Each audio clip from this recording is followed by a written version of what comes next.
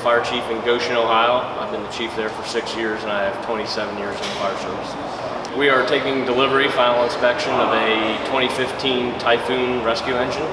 It's our first E-ONE that we've purchased, and it's replacing a truck that unfortunately was totaled in an accident. So the basic design of the truck was modeled after the vehicle that we totaled, but we had some concerns even when we had that truck about its size. Everything was very high.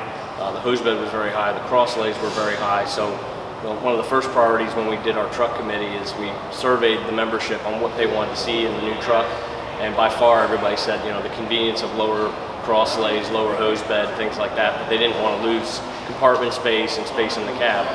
So we worked closely with our dealer, Ocala Fire, and the people here at E-ONE to make sure we accomplished all that the best we could.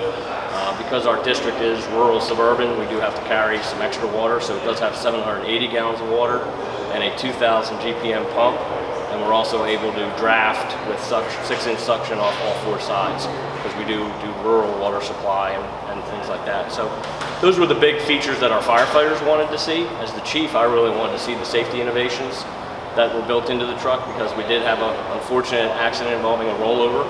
So having the stability control system, having the airbags front and rear added to this truck was a big selling point for me. So we've set up the truck, looking at our tactics and our bread and butter type fires that we have. So the front bumper is set up to be able to draft or hook to a hydrant, depending if we're in a rural or suburban setting.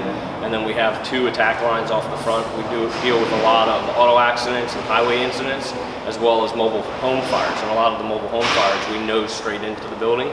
So we have a 100-foot and a 150-foot pre-connect in the front bumper, which allows us on those close-up, shorter fires that we can pull those lines and nose into the fire very easily, or in a cul-de-sac, nose into a hydrant for water supply. And then we have the typical crosslays in the center of the truck over the pump panel, but they're, like I mentioned, much lower, so our firefighters can reach them from the ground. Our previous truck, you had to climb up on the truck, and we did have, unfortunately, an accident with somebody falling off the truck once.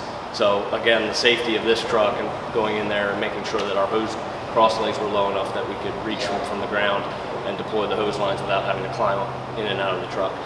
First E-ONE truck, prior to that, our entire fleet was another manufacturer, and really we went out and talked to a lot of different people.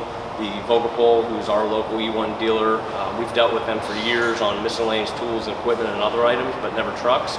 And we had an awesome experience. The dealer was very good at telling us what they could do and what they couldn't do, very upfront. And when we got done doing the bid specs and going through all the paperwork, not only did they provide us everything we wanted, but they did so at the best price.